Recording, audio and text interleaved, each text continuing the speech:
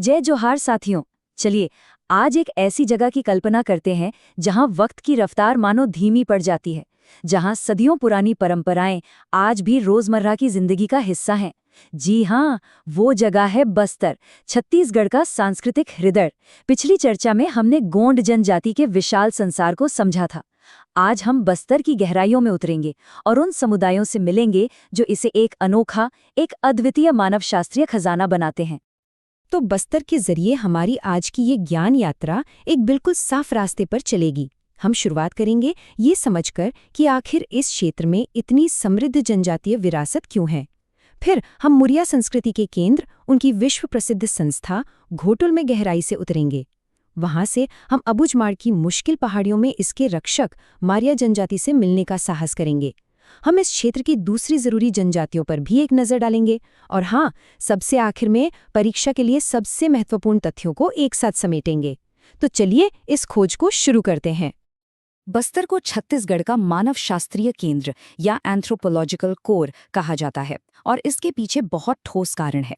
देखिए, गोंड जनजाति भले ही राज्य का सबसे बड़ा समूह हो, लेकिन बस्तर जनजातीय समुदायों की एक अविश्वसनीय विविधता का घर है।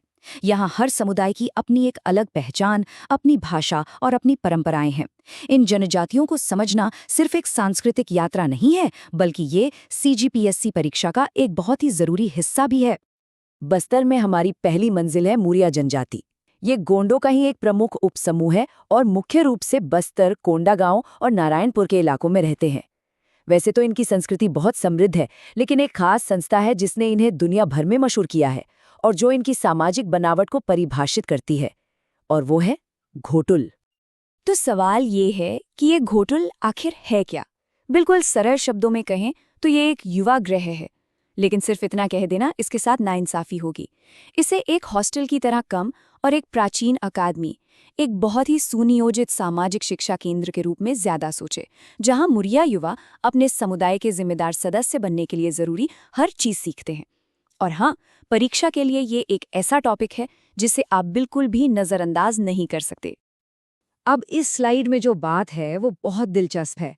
घोटुल के मकसद क्या हैं? पहला, नैतिक शिक्षा देना, जिसमें बड़ों का सम्मान और सामुदायिक सेवा शामिल है। दूसरा, अनुशासन सिखाना, जो रोज के कामों और सामुदायिक जिम्मेदारियों के जरिए आता है। और तीसरा, सामुदायिक मूल्यों को विकसित करना। ये समझिए कि ये एक जीवन की पाठशाला है, जहां युवा समाज के नियम, संगीत, नृत्य और सबसे बढ़कर एक दूसरे के प्रति जिम्मेदारी सीखते हैं। संक्षेप में कहें तो घोटुल वो भट्टी है जिसमें मुरिया की अगली पीढ़ी का चरित्र गढ़ा जाता है और ये पक्का किया जाता है कि उनके सांस्कृतिक मूल्य और सामाजिक एकता बनी रहे। घोटुल को लेकर अक्सर एक सवाल उठता है और सच कहूं तो एक बहुत बड़ी गलतफहमी भी है। क्या घोटुल एक अनैतिक प्रथा है? इस सवाल का सामना करना बहुत जरूरी है ताकि हम इसकी सही सामाजिक भूमिका को समझ सकें। और इसका बिल्कुल स्पष्ट और परीक्षा के लिए सटीक जवाब ये है, नहीं। जनजातीय नजरिए से ये सामाजिक सद्भाव के लिए एक जरूरी व्यवस्था है। ये यौन अपराधों को रोकने वाली एक नियंत्रित सामाजिक संस्था है। एक अनुशासित माहौल देकर ये युवाओं को सहमति, आपसी सम्मान और जिम्मेदारी के बारे में सिखाती है, जिससे जनजाति का सामाजिक ताना-बाना कमजोर होने के बजाय और भी ज्यादा मजबूत होता है। तो मुरिया की संगठित समाज से अब हम जंगल की गहराइयों में चलते हैं, मारिया जनजाति की भूमि की ओर, जिन्हें अक्सर अबुझमाड़ के संरक्षक कहा जाता है। वे एक बिल्कुल ही अलग दुनिया का प्रतिनिधित्व करते हैं। अगर मुरिया अपनी सामाजिक संस्था घोटुल के ले जाने जाते हैं, तो मारिया अपनी जबरदस्त आज़ादी और बाहरी दुनिया से अलगाव के ले जाने जाते हैं। और हम खास तौर पर एक प्रतिष्ठित समूह बाइसन हॉर्न मारिया पर ध्यान देंगे। मारिया की खासियतें एक गहरी पारंपरिक संस्कृति की तस्वीर बनाती हैं। वे दूर और मुश्किल अबुझमाड़ क्षेत्र में रहते हैं, जो उन्हें भारत की सबसे अलग-थलग और रूढ़िवादी जनजातियों में से एक बनाता है। उनकी भाषा गोंडी है, जो उनकी व्यापक विरासत से उनका जुड़ाव दिखाती है। और शायद उनका सबसे आकर्षक प्रतीक है पुरुषों द्वारा पहना जाने वाला बाइसन हॉर्न का मुकुट। ये सिर्फ एक सजावट नहीं, बल्कि शक्ति और वीरता का एक शक्तिशाली प्रतीक है। वे कई मायनों में आदिम जनजातीय संस्कृति के जीते जागते उदाहरण हैं। ये स्लाइड दोनों जनजातियों के बीच के फर्क को बहुत साफ तौर पर दिखाती है। देखिए, एक तरफ मुरियां हैं जो बस्तर कोंडागांव में रहते हैं, जिनकी मुख्य संस्था घोटुल है और बाहरी दुनिया से संपर्क ज्यादा है। वहीं दूसरी तरफ मारियां हैं जो अबुझमाड़ में रहते हैं, जिनकी घोटुल जैसी कोई केंद्रीय संस्था नहीं है और बाहरी संपर्क ना के बराबर है। ये जो आमने सामने की तुलना है ना, ये एक बहुत ही पावरफुल स्टडी टूल है।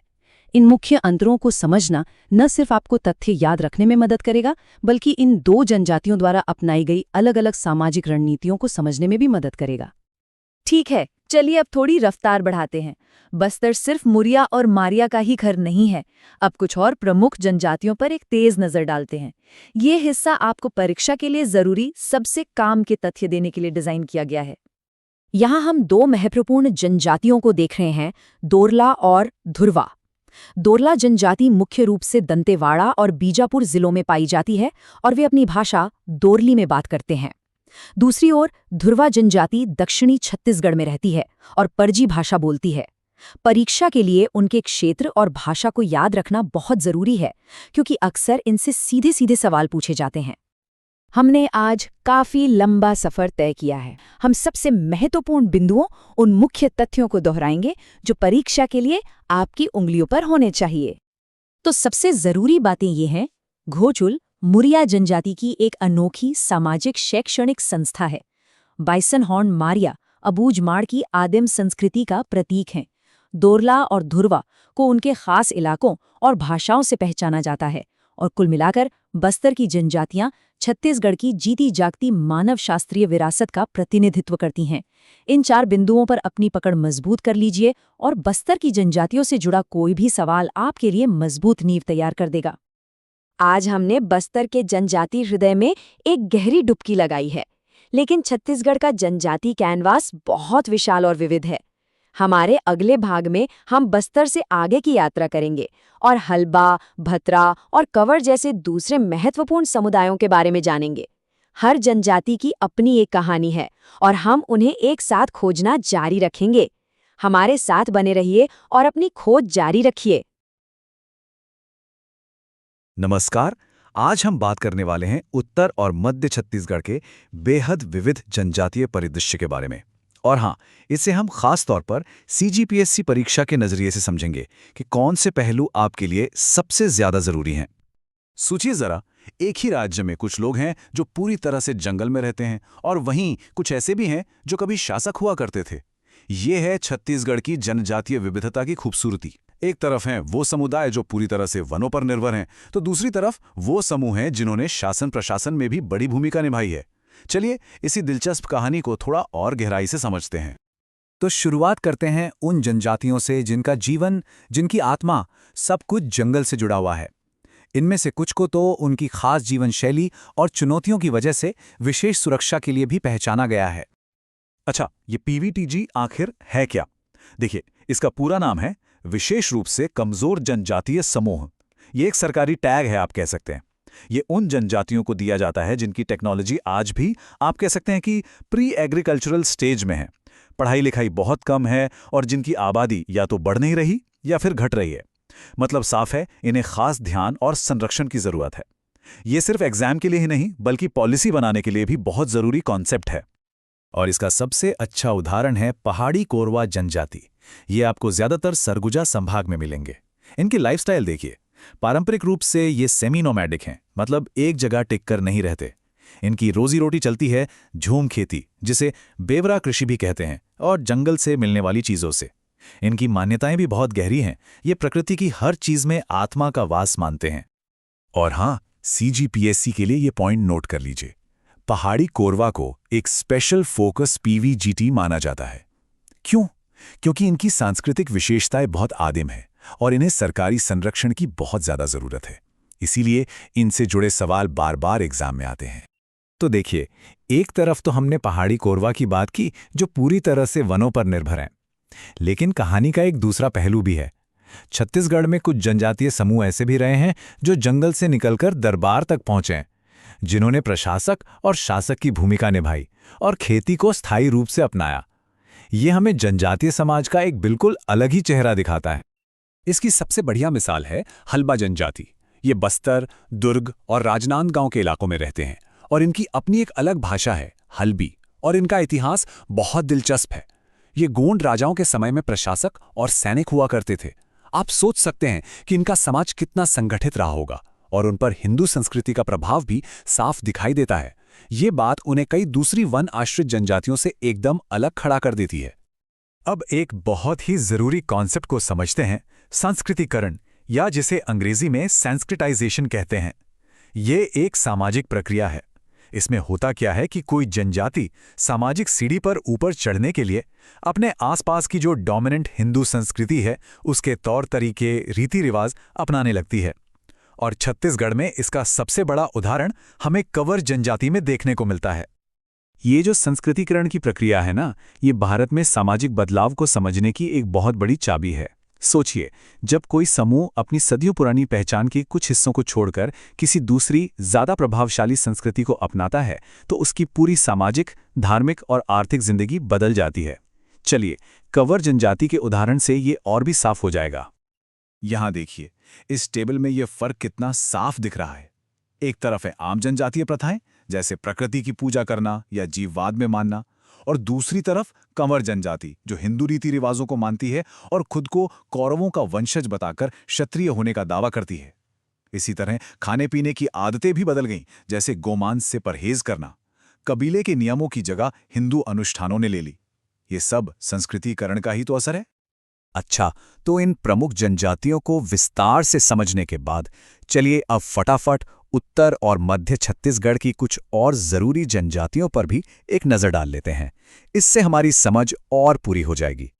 इस लिस्ट में भी काफी विविधता है। देखिए, एक है बिरहोर जनजाति, जो जंगल में रहती है और रस्सी बनाने, शिकार करने जैसे कामों से गुजारा करती है।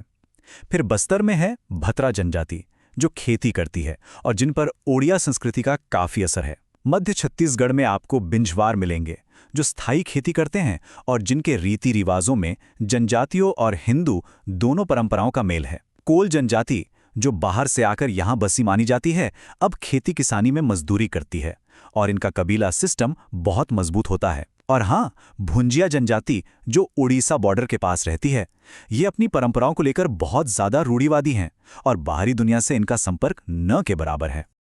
तो हमने क्या देखा? यही कि छत्तीसगढ़ की जनजातियों में एक कमाल की विविधता है।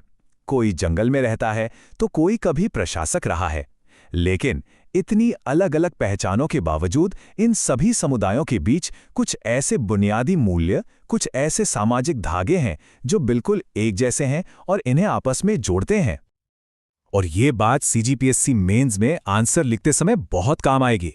जब आप अपने उत्तर में इन साझा मूल्यों का जिक्र करेंगे तो आपका जवाब औरों से अलग और ज्यादा गहरा लगेगा।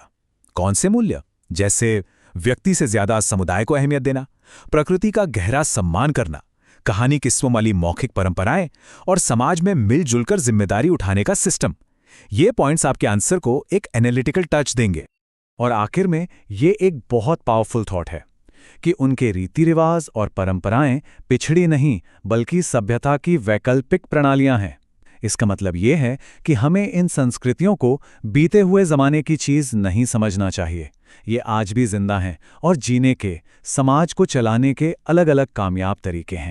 नमस्कार। सीजीपीएससी की तैयारी के लिए हमारी खास श्रृंखला छत्तीसगढ़ की जनजातीय संस्कृति के तीसरे भाग में आप सभी का एक बार फिर से बहुत बहुत स्वागत है। देखिए, पिछले भागों में हमने जनजातियों के वर्गीकरण और उनकी सामाजिक आर्थिक जिंदगी को काफी विस्तार से समझा था। आज हम उसी कहानी को, उसी सफर को आगे बढ़ाएंगे और छत्तीसगढ़ की जनजातीय संस्कृति के दो सबसे जीवंत, सबसे रंगीन पहलुओं पर बात करेंगे, उनके नृत्य और उनकी विवाह प्रणालियां। यकीन मानिए, ये टॉपिक सिर्फ उनकी पहचान ही नहीं बताते, बल्कि एग्जाम के लिहाज से भी बहुत बहुत जरूरी हैं। तो चलिए बिना देर किए इस जरूरी विषय का गहरा विश्लेषण शुरू करते हैं। तो आज की हमारी चर्चा का रोड मैप क्या रहेगा, एक नज़र डालते हैं। सबसे पहले हम एक इंट्रोडक्शन से समझेंगे कि आखिर ये नृत्य और विवाह इतनी ज़रूरी क्यों हैं। फिर हम एक एक करके छत्तीसगढ़ के प्रमुख जनजातीय नृत्यों को बहुत डिटेल में जानेंगे। उसके बाद हम जनजातीय विवाह के अलग अलग तरीकों और उनकी खासियतों को समझेंगे। चौथे हिस्से में हम ये देखेंगे कि आज के दौर में इन परंपराओं पर क्या असर पड़ रहा है। और आखिर में हम कुछ खास परीक्षा उपयोगी पॉइंट्स के साथ इस चर्चा को खत्म करेंगे। इस तरह से हम ये पक्का करेंगे कि टॉपिक का कोई भी हिस्सा आपसे छूटे नहीं। तो चलिए अपने पहले सेक्शन यानी परिचय से शुरू करते हैं। सबसे पहली बात जो हमें समझनी है वो ये कि जनजातीय समाजों में डांस और शादी ये सिर्फ कोई फंक्शन या रस्म नहीं होते। नहीं, ये असल में उनकी संस्कृति की बुनियाद हैं। वो खंबे हैं जिन पर उनका पूरा सामाजिक ढांचा, उनकी सोच, उनका आर्थिक जीवन और प्रकृति के साथ उनका जो गहरा रिश्ता है वो सब कुछ टिका हुआ है। आप कह सकते हैं कि ये उनकी जिंदगी की जीती जागती कहानी है। अब सवाल ये उठता है कि हम ये सब क्यों पढ़ रहे हैं? सीजीपीएससी एग्जाम के लिए ये कितना ज़रूरी है? तो देखिए, नृत्य और विवाह जैसी संस्थाएं ही हैं जो तय करती हैं कि उनका समाज कैसे चलेगा, जो पूरे समुदाय को एक साथ जोड़कर रखती हैं, उनकी इकोनॉमी को कंट्रोल करती हैं और अच्छे बुरे की समझ को एक पीढ़ी से दूसरी पीढ़ी तक पहुंचाती हैं। अब एग्जाम की बात करें तो प्रीलिम्स में तो इन पर सीधे सीधे फैक्ट वाले सवाल आते हैं, और मेंस में वहां आपसे कहा जा सकता है कि जनजातीय और गैर जनजातीय समाज की प्रथाओं की तुलना करें या फिर किसी सामाजिक मुद्दे पर लिखते समय इन प्रथाओं का उदाहरण दें। तो सीधी सी बात है, इस टॉपिक की गहरी समझ आपको दूसरों से बेहतर नंबर जरूर दिलाएगी। चलिए अब आते हैं अपने दूसरे और सबसे दिलचस्प सेक्शन पर, छत्तीसगढ़ के जनजातीय नृत्य। एक बात साफ समझ लीजिए, जनजातीय नृत्य सिर्फ मनोरंजन या कोई आर्ट फॉर्म नहीं है, ये उनकी जिंदगी का एक हिस्सा है। हर बड़ा मौका, हर पूजा पाठ, हर मौसम का बदलना, सब कुछ डांस से जुड़ा है। ये उनकी पहचान है, उनकी आस्था है, उनका जश्न है। इससे पहले कि हम अलग अलग नृत्यों को डिटेल में देखें, कुछ कॉमन बातें हैं जो आपको लगभग हर जनजातीय नृत्य में मिलेंगी। पहली और सबसे जरूरी बात, ये डांस हमेशा ग्रुप में होते हैं। यहाँ इंडिविजुअल नहीं बल्कि पूरा समुदाय एक साथ नाचता है। दूसरी बात, मर्द और औरतें अक्सर साथ में नाचते हैं, जो दिखाता है कि उनके समाज में बराबरी और साथ मिलकर काम करने की भावना है। तीसरा, हर डांस का एक खास मकसद होता है जो उनकी जिंदगी से जुड़ा होता है, चाहे अच्छी फसल की प्रार्थना हो, शादी का जश्न हो या किसी देवता को मनाना हो। और हाँ, आखिरी और सबसे जरूरी चीज, म्यूजिक। मांदर, ढोल और बांसुरी की धुनें इन नृत्यों की जान हैं। इनके बिना तो डांस की कल्पना भी नहीं की जा सकती। तो चलिए शुरुआत करते हैं सबसे मशहूर नृत्य से, कर्मा नृत्य।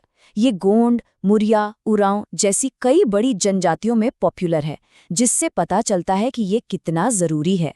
इसका सेंटर पॉइंट है कर्मा, पेड़ की पूजा, जिसे वो कर्म और किस्मत का देवता मानते हैं। ये डांस अच्छी फसल, खुशहाली और प्रकृति को धन्यवाद देने के लिए किया जाता है। डांसर एक गोल घेरा बनाते हैं, एक दूसरे की कमर में हाथ डालकर नाचते हैं। म्यूजिक पहले धीमा होता है, फिर धीरे धीरे तेज होता जाता है, जो जिंदगी की एनर्जी को दिखाता है। एग्जाम के लिए ये याद रखना बहुत जरूरी है कि कर्मा नृत्य छत्तीसगढ़ की जनजातियों की खेती किसानी वाली सामूहिक संस्कृति का सबसे बड़ा उदाहरण है। अगला है मुरिया नृत्य।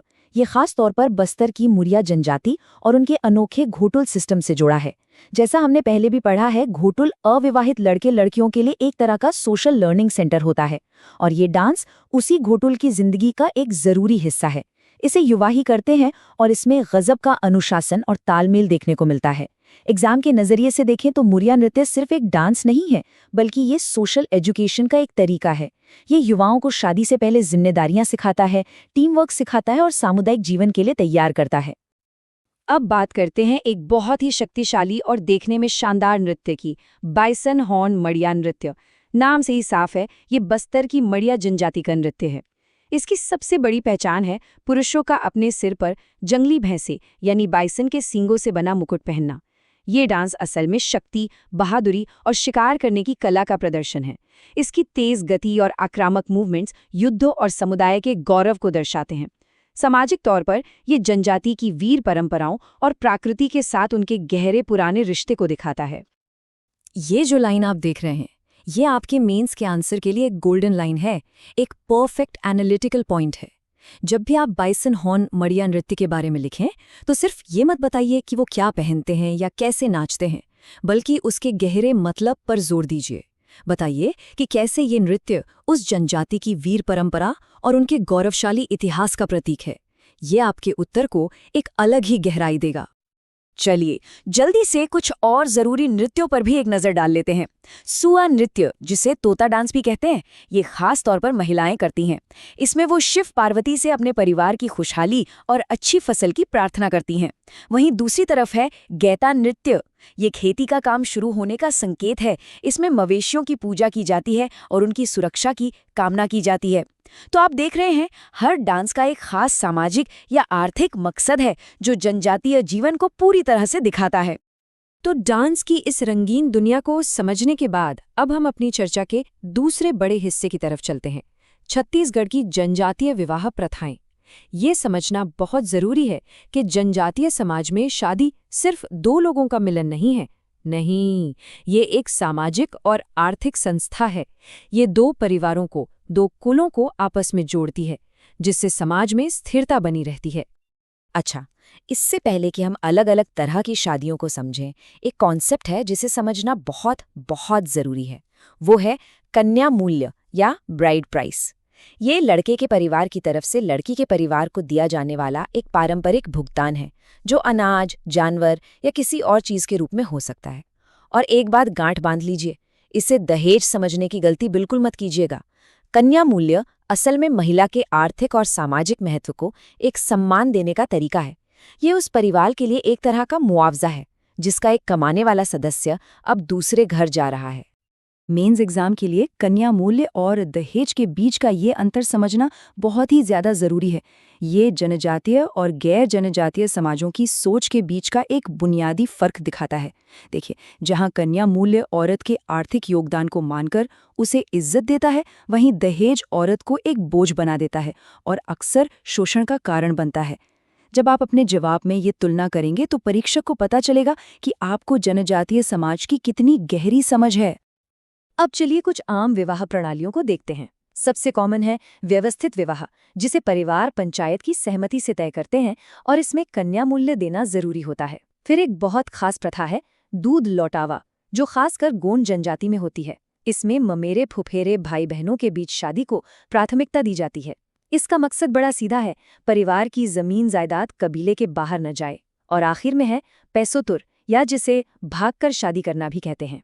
इसमें लड़का लड़की अपनी मर्जी से शादी कर लेते हैं और बाद में पंचायत जुर्माना लगाकर उनके रिश्ते को सामाजिक मान्यता दे देती है। ये दिखाता है कि जनजातीय समाज कितना लचीला है। जनजातीय समाज की एक और बहुत ही प्रगतिशील और अच्छी बात है उनका सोशल सेफ्टी नेट। विधवा पुनर्विवाह, जिसे चाड़ विवाह भी कहते हैं, समाज में पूरी तरह से मान्य है। ये पति की मृत्यु के बाद भी महिलाओं को सामाजिक और आर्थिक सुरक्षा देता है। तलाक भी हो सकता है, लेकिन ये कोई मनमाना फैसला नहीं होता। इसका फैसला पूरी पंचायत मिलकर करती है ताकि दोनों पक्षों के साथ न्याय हो। और तलाक के बाद महिला दोबारा शादी करने के लिए आज़ाद है। सच कहूं तो ये प्रथाएं आज के कई मॉडर्न समाजों से कहीं ज्यादा प्रगतिशील हैं। तो इन सभी प्रथाओं, जैसे कन्या मूल्य, दोबारा शादी करने की आज़ादी, आर्थिक कामों में भागीदारी, इन सब का मिलाजुला असर क्या होता है? इसका असर ये होता है कि जनजातीय समाज में महिलाओं को एक बहुत मजबूत और सम्मानित जगह मिलती है। उन्हें खेती और जंगल से जुड़े कामों में एक बड़ा योगदान देने वाला माना जाता है। परिवार के फैसलों में उनकी राय ली जाती है और उन्हें किसी पर निर्भर नहीं, बल्कि परिवार और समाज की एक जरूरी और कमाऊ इकाई के रूप में देखा जाता है। अच्छा, 1 मिनट रुककर सोचते हैं। हमने 2 विषयों पर बात की, डांस और शादी। क्या इन दोनों के बीच कोई कनेक्शन है? जी हाँ, बिल्कुल है, और बहुत गहरा कनेक्शन है। कोई भी जनजातीय शादी डांस के बिना पूरी ही नहीं हो सकती। शादी में जो सब लोग मिलकर नाचते हैं, वो सिर्फ जश्न नहीं होता, वो उस नए रिश्ते के लिए पूरे समुदाय की रजामंदी होती है, उनका आशीर्वाद होता है, उनकी सामूहिक खुशी होती है। डांस वो सामाजिक धागा है जो एक पर्सनल फंक्शन को पूरे समुदाय के उत्सव में बदल देता है। ठीक है, तो अभी तक हमने पारंपरिक सिस्टम को समझा, पर क्या आज भी सब कुछ वैसा ही है? नहीं। अब हम अपनी चर्चा के चौथे हिस्से में ये विश्लेषण करेंगे कि बाहरी दुनिया और मॉडर्न चीज़ों का इन परंपराओं पर क्या असर पड़ रहा है। देखिए, कोई भी संस्कृति एक जगह रुकी नहीं लेती, और छत्तीसगढ़ की जनजातीय संस्कृति भी बदल रही है। आज हमें परंपरा और आधुनिकता के बीच एक तालमेल और कभी-कभी एक टकराव भी देखने को मिलता है। तो ये बदलाव आ क्यों रहे हैं? इसके पीछे कुछ बड़े कारण हैं। पहला, आधुनिक कानून जैसे हिंदू मैरिज एक्ट, जो पारंपरिक प्रथाओं को प्रभावित कर रहे हैं। दूसरा, शिक्षा का फैलना, जिससे नई पीढ़ी की सोच बदल रही है। तीसरा, शहरीकरण। लोग काम के लिए शहरों में जा रहे हैं और दूसरी संस्कृतियों के संपर्क में आ रहे हैं। इससे उनकी कुछ प्रथाओं में बदलाव आ रहा है। जैसे कुछ जगहों पर कन्या मूल्य की अच्छी प्रथा की जगह दहेज जैसी बुराई ने ले ली है। लेकिन इन सब बदलावों के बावजूद यह याद रखना जरूरी है कि उनकी जो मूल भावना है, जैसे सामुदायिक जीवन, प्रकृति का सम्मान, वो आज भी काफी हद तक जिंदा है। चलिए, अब हम अपने आखिरी पड़ाव पर आते हैं, जहां हम अपनी पूरी बातचीत को CGPSC एग्जाम के लिए कुछ जरूरी पॉइंट्स में समेटेंगे। मकसद बस ये है कि जो भी ज्ञान आपने लिया है उसे आप अपने जवाबों में अच्छे से इस्तेमाल कर सके। ये स्लाइड आपके रिवीजन के लिए बहुत ज्यादा काम आएगी। जब आप मेंस का आंसर लिखें तो सामाजिक अनुशासन, सांस्कृतिक निरंतरता, महिलाओं का आर्थिक योगदान और सामाजिक लचीलापन जैसे कीवर्ड्स का इस्तेमाल जरूर करें। ये आपके जवाब को वजन देंगे। और प्रीलिम्स के लिए सीधे सीधे फैक्ट्स पर फोकस करें। कौन सी जनजाति कौन सा डांस करती है, घोटुल या दूध लौटावा का क्या मतलब है, और हर डांस का मकसद क्या है।